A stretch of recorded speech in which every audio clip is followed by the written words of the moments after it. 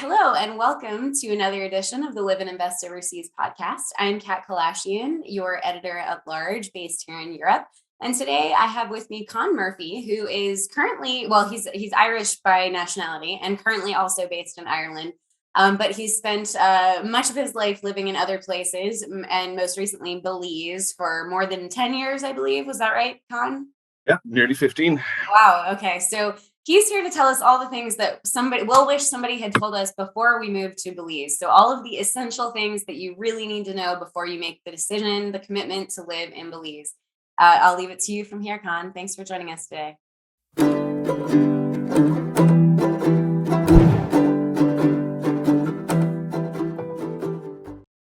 Thanks very much, Kat. Yeah, I had 14 years living in Belize, and I really loved everything about Belize. But what really got me was the quirkiness of Belize, the little idiosyncrasies that just make Belize Belize. I'm not going to go into visas or real estate today. It's a small little, the small little stories about Belize that really make Belize what it is. So my advice to anyone moving to Belize, or the things that took me a while to learn while I was in Belize, I'll start from right here.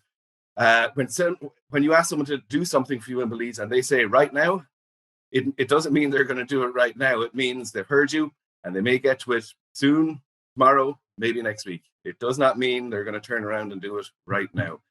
That was one that took me a while to to get used to. Another saying you might hear while you're in Belize, you might hear someone reference Charlie Price or at Charlie Price. When they talk about Charlie Price, they're actually talking about a huge canal or river rat. No one knows exactly who Charlie Price was or what he did to be remembered in infamy for the rest of existence. But that is what a Charlie Price is, and his name lives on in folklore. There's other things like driving can be a real trip in Belize.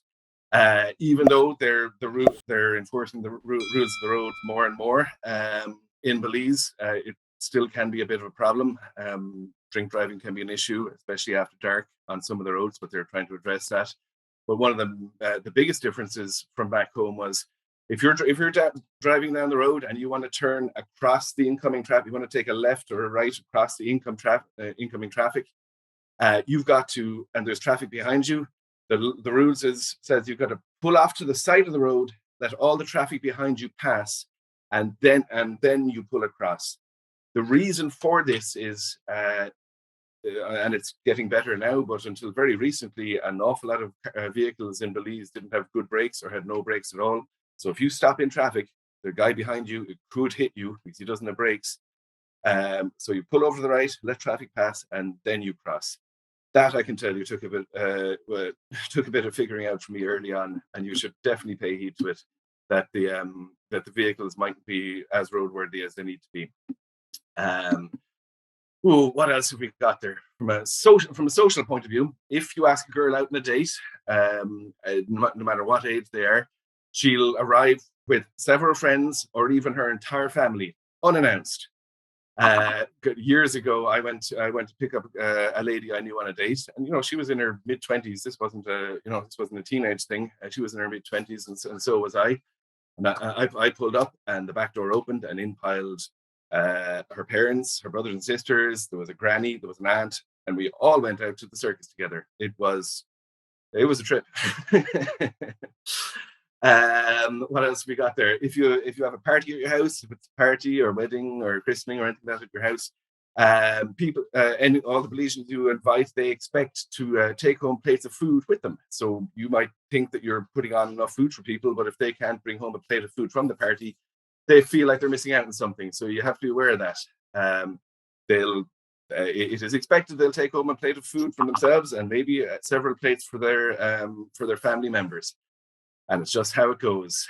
The other ones would be never go drinking with your work crew or your staff. If you're doing construction, if you own a bar or restaurant, if you own a business, your staff and you can be as nice and supportive as you want to be, but just don't go drinking with your staff. It just doesn't. It has never worked out well for me or anyone I know. It causes trouble.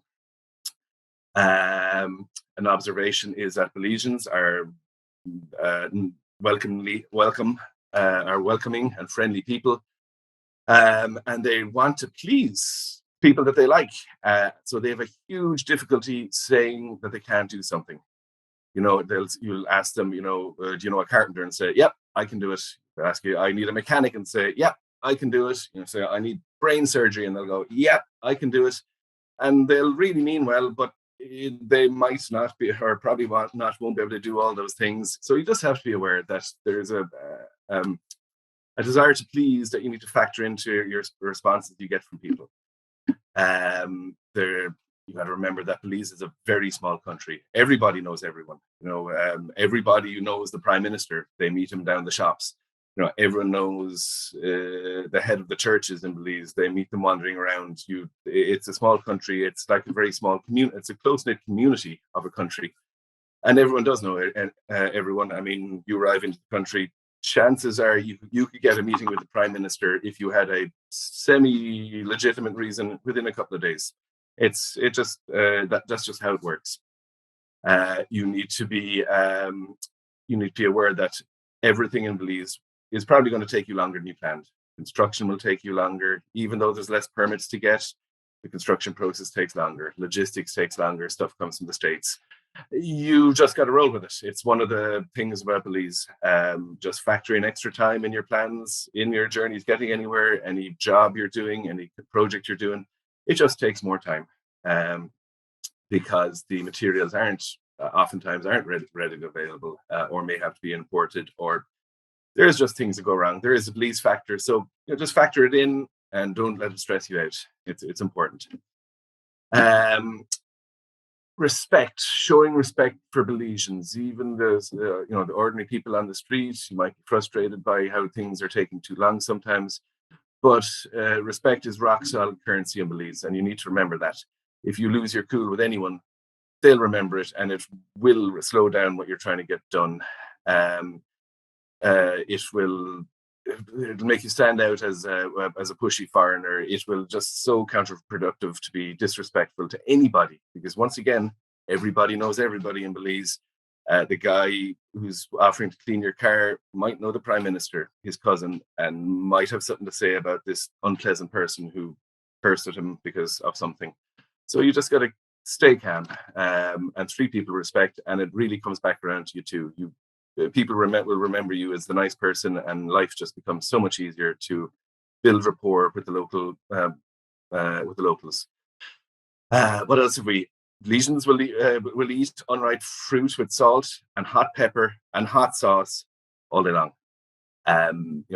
Green mangoes, unripe, anything really. They'll eat it crunchy, just covered in salt, picante, and hot sauce. They just love it. They'll have hot sauce on breakfast, lunch, and dinner.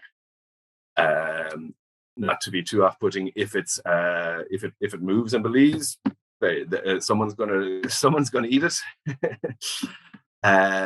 What else have we?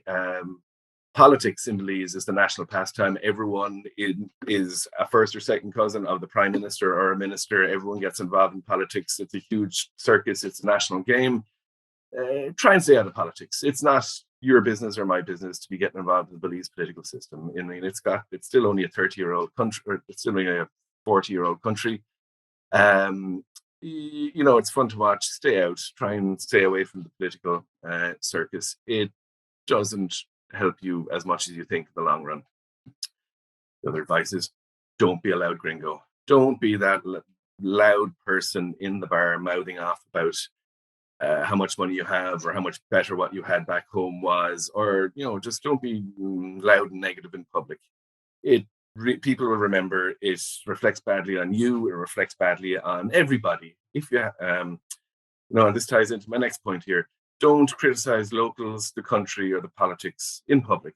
Yes, it can be frustrating sometimes with the delays with things. Yes, the country might be just finding its feet in certain areas, or yes, the politics might be like a circus, or corrupt. Then again, I'd ask you, how much more corrupt is it than the politics we have back home? It's maybe just a little bit more visibly corrupt. We still have politicians doing deals, but at the end of the day, Belize is the country is the Belizeans' country. We're a guest here. we got to act like guests. There's plenty of countries that are like Ireland or the States. If you want to move there, when you move to Belize, you've just got to roll with the punches and keep your opinions quiet until you're there a long time. People remember. My advice always is, buy fruit and sliced fruit bags from the children you see selling at the side of the road. They're hardworking kids. Oftentimes, they're doing it to support their family. They're always doing it to support their families. They're not begging. It's a great idea. It's a good thing to do. Belizeans always have time for a party. Morning, noon, or night, 9 a.m. in the morning. If you call a party, they will come, and there will be loud music, and there will be drinking, and there will be people having fun. It's just the way they are, and it's great. Do not, under any circumstances, get involved with married people. Do not get romantically involved. Do not interfere in married or cohabiting people's marriages. It is the largest cause of bad endings in Belize. People, the crimes of passion are frequent in Belize. Just don't do it. You don't have to. And the other don't would be, there's a local price and a gringo price for many things in Belize, including rent, land, and some services. If you get to know, once you get to know the locals, you'll start getting the local prices. You can haggle in Belize for certain things, for services. Yes, sometimes down in the Hindu furniture stores and appliance stores, there's a bit of haggling. But most other places, there isn't much. People don't haggle that much, really. And you might offend people if you try and haggle too much with them. It is not like some other countries where you expect it to haggle. So play it by ear and you'll get on fine. Don't flaunt conspicuous wealth. Don't be wearing a load of jewelry when you're downtown or down the market. Don't be, wearing a $10,000 watch, walking around in public.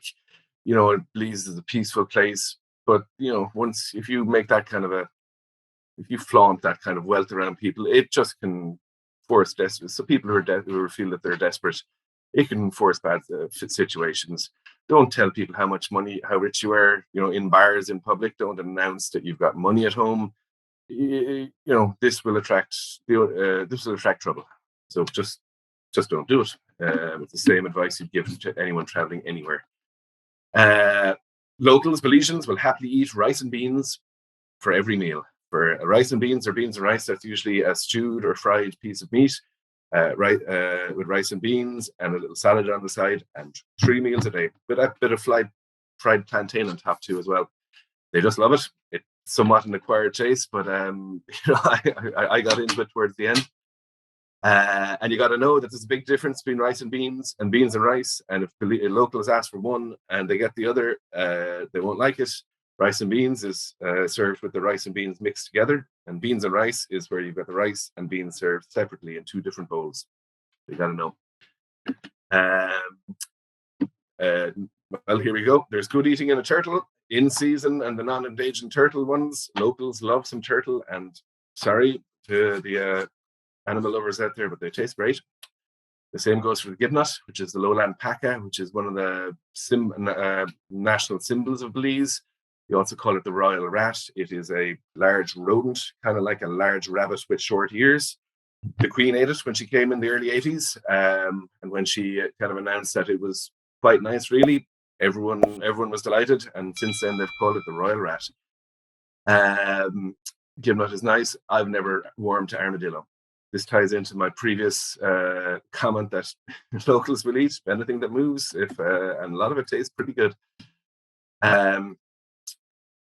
While it's sometimes possible and very expedient to carefully, actually I need to preface by saying, live and invest overseas will strongly recommend that you don't ever try and get involved in any form of bribery.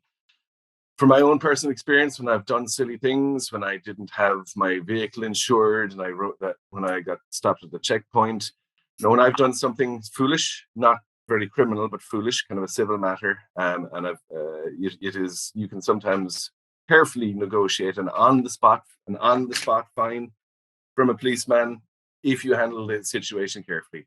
Belize is not like Mexico, where bribery is rampant. And it's not like Mexico where bribery is even that common. But you can get yourself out of sticky situations, where no one's been hurt. You carefully talk to the police officers involved, and you do so respectfully. If you try and pull out money and throw it at a police officer in Belize, you will end up in jail. So be careful, but understand there's sometimes ways of getting around bureaucracy, that trouble you've gotten yourself into. So,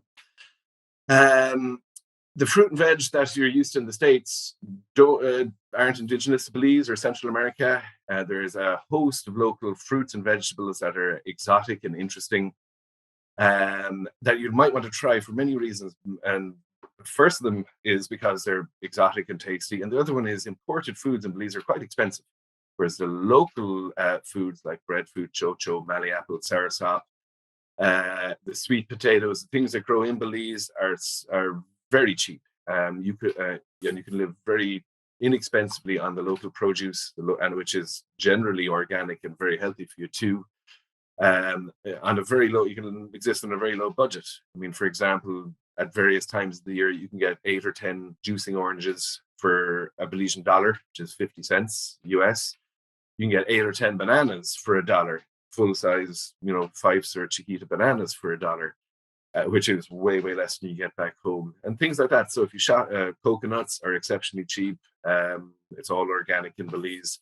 So if you shop around, you can get your produce very inexpensively in Belize. From the point of view of healthy foods, the local chicken, the local pork is very good quality in Belize. Better quality than you generally find in the States. They use less.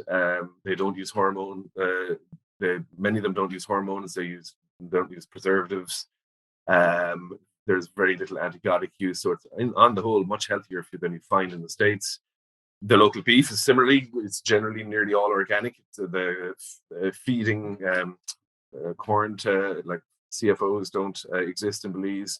Feeding expensive meal to cattle often isn't a factor. So the local beef is expensive. It's very quite lean for some people's tastes. It's come a long way, and it is improving rapidly, but it costs more than local beef and chicken, and you might like it as much as the local beef or chicken, but it is grass fed, so make your own call there. In Belize, when it comes to living and lifestyle, you don't need a big house. In fact, a big house is harder to cool, more expensive to build. After living in a dozen different places in Belize, I lived in mansions, I lived in a tiny house. Go for a small house with a big covered veranda and a big garden. That's what you need. You're not going to be inside for 6 months of the year in the snow. Small house, big garden. That's the way to happiness in Belize. Buy or import a slightly older but sturdy vehicle for Belize. The roads are getting better all the time, but most of the roads in Belize are unpaved, what they call all-weather or gravel roads. And these roads will really punish your vehicles. So you don't want a delicate plastic new vehicle. You want something a little bit more rugged that, you might be driving off road that often, but you need a vehicle that's reliable. Also pay attention to vehicles that have dealerships in Belize, because it might be hard to find parts for your vehicle if you don't. Yes, you can buy. There's generic motor factors in Belize where you can buy generic parts, but if you have a very unusual type of vehicle, you won't be able to find parts. So stick with the Toyotas and the Fords and the Chevys and the ones that are used commonly in Central America. If you're concerned about security, get a dog. That's the biggest deterrent for anyone in Belize. Actually owning a firearm in Belize is actually a way of attracting burglary, because people come to your house looking for the firearm. So yeah, if you're concerned about security, get a dog. You can, if you're a resident in Belize, get hunting permits for hunting weapons. You'll get a permit for a shotgun or a rifle. If you're a resident and you show real need, like you're a business owner, you may get a permit for a sidearm, but by no means are you going to be allowed to import your arsenal of weapons from the States down to Belize. It's just not going to happen. So you have to be aware of that too, and they're tightening regulations on getting sidearms. introduce yourself to the local policeman, village chairman, the mayor, and the other locals when you move into a town or village. Don't be aloof. Say hello to people as you pass. It is worth its weight in gold. This showing people respect, showing that you know who they are. They'll remember you, and life is just so much easier if you make that little step. And people will generally be very happy that you do take the time to say hello or just salute them as you pass. It's important. It's important to move in Belize into a small community where everyone knows everyone. It'll make sure that you're not looked at as the outsider or the that gringo who's just thinks he's above everyone. Just a little hello goes so far. And the next one we have is and a very important one too. Ask around and find a reliable mechanic before you need them. Find a good GP before you need them. Do a little research before you need someone, because you can get most services in Belize, but the good guys will be busy. So if you introduce yourself first, they'll be more likely to help you when you're really stuck, when you're broken down. They'll come and pick you up. The last few there's one other comment would be healthcare in Belize. There's private hospitals in Belize City which have got a high standard of care. The local hospital, high standard of care, but quite expensive, relatively expensive. The local hospitals and medical care is exceptionally cheap in Belize. But the service standards only go up to a certain level. You need something complicated. You need heart operation. You need issues like that. You're looking to go to Mexico or the States. But anything basic up to a medium level of complexity, Belize has it, and it's very cheap. So with that in mind, come to Belize, check it out, get involved in the community. There's so much to see and do. And really integrating with the local community is really an enriching experience, and you should do it, because that's half of what Belize is about. Great tips. Thank you, Con. Really, really invaluable advice for anybody thinking about a life in Belize. Con's got some great insights there that really give you a picture into what life really is like on the ground every day living there in Belize. So thank you, Con. For more Belize specific advice, I encourage you to sign up for our In Focus Belize newsletter. It's a free newsletter that's twice a month. You can sign up right now, and you'll start receiving specific information about Belize, life in Belize, buying real estate, what it's like to, how to buy a car, what it's like to get residency, plus great tips from people actually living on the ground like Con and all of the tips that he just gave us. So In Focus Belize, please give it a look. And for more general information on living all over the world overseas, check out the Overseas Opportunity Letter. Again, a free newsletter that comes daily to your inbox, just like the In Focus Belize letter does. So thanks and have a great day. We'll see you next time. Bye.